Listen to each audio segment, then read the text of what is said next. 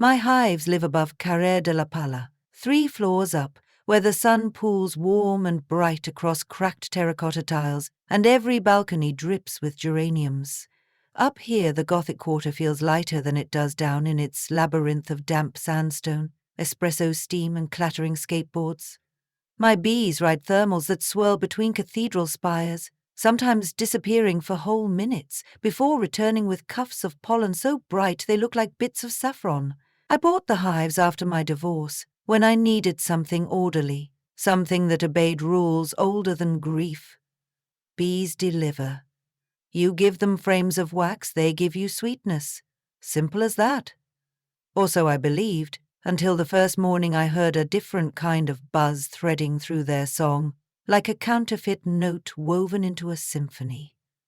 It was early March, still cool, and I was replenishing sugar syrup after a spell of rain. From below floated the usual city chorus, Vespa engines, a tour guide's amplified Italian, gulls complaining over discarded bolia, but this new sound was neither urban nor apiary.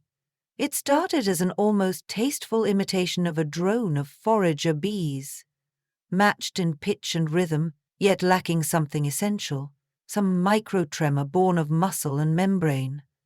The longer I listened, the more the hum resolved into individual pulses, mechanical, perfectly timed. It swooped, then leveled, like an invisible zipper being drawn across the sky. My own colonies reacted. Thousands poured from the hives, not in alarm but curiosity, orbiting a space I could not see. I set my veil aside and traced the noise across adjacent rooftops until I saw a glint of matte black skimming just beneath a laundry line. It was a quadcopter the size of a shoebox, its rotors encased in foam printed with yellow stripes. Someone's idea of a bee costume. Tiny speakers beneath the frame projected the synthetic buzz. When the machine noticed the vortex of real bees collecting behind it, it tilted, accelerated, and vanished over the roof of a pension. Seconds later, the genuine buzz returned to normal, the hives settled, and the city resumed its Monday. But I could not.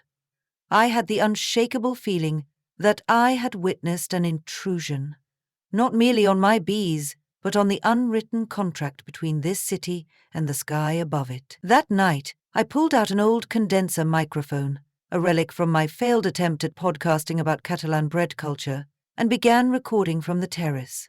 For 3 evenings in a row, I captured the same mechanical chorus passing overhead around 1910, always after dusk's first violet wash, always traveling east to west.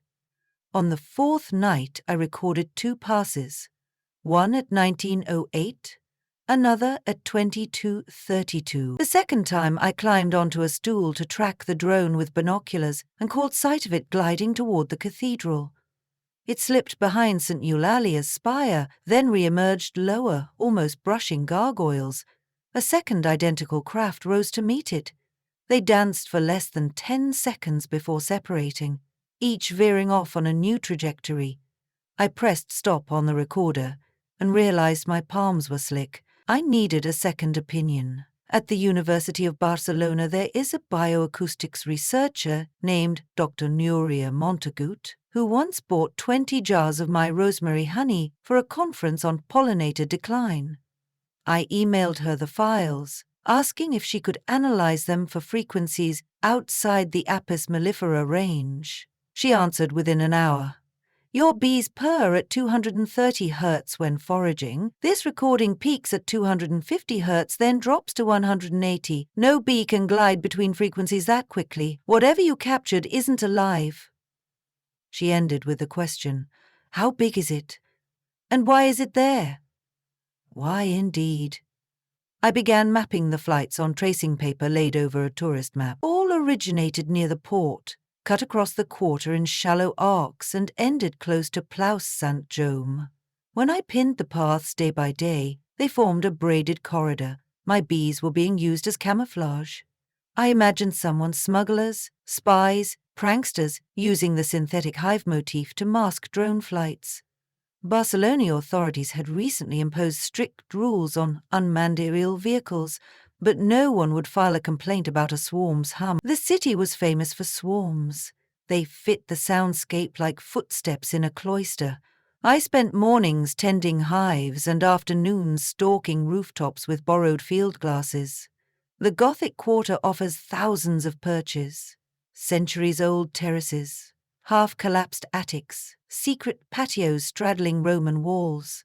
I found that the drones favored unobstructed launch sites, construction platforms, abandoned bell towers, and often traveled low to avoid radar. Twice I spotted them descending onto rooftops, where a figure in a motorcycle helmet retrieved something from a cavity beneath the chassis. The exchanges lasted less than a minute. Jewel-bright sparks flashed under late sun. Rubies, maybe. Then the drone zipped off, while the courier vanished down interior staircases. Smuggling jewels across a medieval district crammed with police patrols seemed suicidal. Yet perfect sense dawned on me. Cruise ships disgorged thousands of passengers daily. Luxury goods changed hands with minimal scrutiny in the warren of antiques shops. A single drone could transport stones worth a fortune in a pillbox.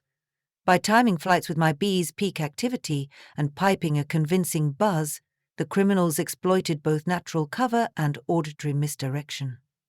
If anyone looked up, they'd see a speck amid a swirling mass of insects and think nothing of it. I documented everything: timestamps, photos, spectral analyses. I even opened a hive one morning to discover a silver sliver of plastic lodged between frames, part of a broken prop guard, iced with propolis. The bees had tried to entomb the foreign material, as they do mice and beetles. I wrapped the shard in wax paper as evidence. Still, taking my findings to the Mossos de Squadra felt premature. I would laugh at the beekeeper chasing phantom contraband. I needed incontrovertible proof. Footage of jewels loaded onto a drone, plus recovery of whatever treasure lay at the terminus. I recruited Nuria, whose fascination had grown into near obsession. She met me on a Tuesday evening with her doctoral student, Alvaro, and a thermal camera purloined from the ornithology lab from the roof of the Santa Maria del Pi bell tower. Permits courtesy of a church caretaker who owed me for honeyweed. Scanned the quarter. The camera painted rooftops in gradients of molten orange and indigo. At 1911, a hot point skimmed above a row of chimneys, matching the audio profile on my phone. We tracked it to a disused cloister, where scaffolding hugged the walls for prolonged restoration. The drone descended into the courtyard, its glow merging with that of a waiting figure. "Got them," Nuria whispered. Alvaro filmed as a small packet changed hands. The figure pocketed it, then rolled scaffolding planks over the cobbles to mask footsteps and exited through a service gate, disappearing among tourists. We followed from above, skipping rooftops like chess squares, guided by Alvaro's eagle eyes and my familiarity with every rickety fire escape ladder in the district. The courier moved confidently, suggesting rehearsed escape routes. Twice he paused, as though listening for pursuit, then slipped into alleys so narrow his shoulders brushed both walls. He emerged at Plaza Real, crossing the arcades, then entered the basement of a shuttered flamenco bar. Through a ventilation shaft we heard clinks of metal on ceramic. Alvaro's camera caught glints. The man tipping a cascade of gems emerald chips, diamond teardrops, into a jar of rice to deaden sound. Beneath the bar sprawled a Roman system, sealed off during metro construction, a perfect dead drop. The jewels likely originated from break-ins upriver, then leapt across the city via my unknowing bees. We hurried back to the rooftop network, retracing to the cloister to intercept the departing drone. When it lifted, I lunged with a beekeeper's net originally meant for hornet queens, and snagged a rodent. The craft yanked hard, dragging me 2 steps before it strangled itself in the mesh, motors whining down like a toy running out of batteries. Alvaro clapped a lid on it as if capturing a crab. The weight surprised me. Its hollow carbon fiber frame belied a compartment swaddled in lead foil, shielding a GPS tracker or perhaps blocking it. We secured the drone in an empty nuke box where it thrummed impotently against the wood. Now came the awkward part, presenting our trove to law enforcement without being dismissed as conspiracy theorists. Nuria drafted a brief citing flight path regulations, bioacoustic anomalies, and the potential for invasive species confusion. Alvaro compiled footage, annotated with coordinates. I contributed the prop guard shard and the prisoner drone. We arrived at the Lesueur precinct smelling of smoke and beeswax, hauling a wooden box that buzzed. The duty sergeant arched an eyebrow. It took an hour, 3 cups of burnt coffee, and 1 anxious demonstration. Alvaro cracked the lid, just enough for the rotors to twitch before they summoned the organized crime unit. Within 48 hours, the Mossos raided the basement of the flamenco bar, confiscated 3 kilograms of uncut stones, and arrested 2 brothers linked to burglaries across Andalusia and Occitania. A forensic tech confirmed the drones had been flown from a yacht moored in the Port Vell marina. Their outbound journeys hidden by afternoon nautical traffic, their inbound journeys cloaked by my bees. 6 more drones were seized, each painted in yellow stripes, each fitted with microspeakers programmed to emit variable bee buzzes. One carried a patch of my own hive scent, stolen, I realized, from that plastic shard. The smugglers had rubbed the debris across other machines to fool any suspicious insects. Reporters descended, more interested in the beekeeper detective angle than in the diamonds. I gave one interview, careful to emphasize the bees' role as victims, not accomplices. They painted me heroic against a skyline of spires. Yet the victory felt less like triumph than like a return to equilibrium. The city had a rhythm. Bells, gulls, scooters, genuine bees. We had expelled a counterfeit chorus. Weeks later, life returned to its small rituals. I melted comb for candles, harvested early acacia honey, and taught a workshop on urban pollination. On the evening that would have marked the smuggler's next run, I sat cross-legged among the hives, a cup of vermouth in hand.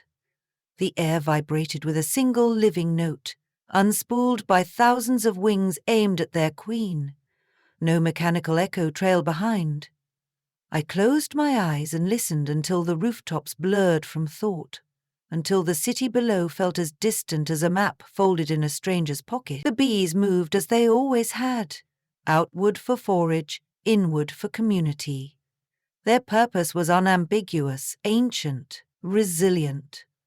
Mine, though recently complicated, aligned with theirs in its simplest terms: protect the hive, guard the sweetness, and when an alien frequency disturbs the air, pay attention.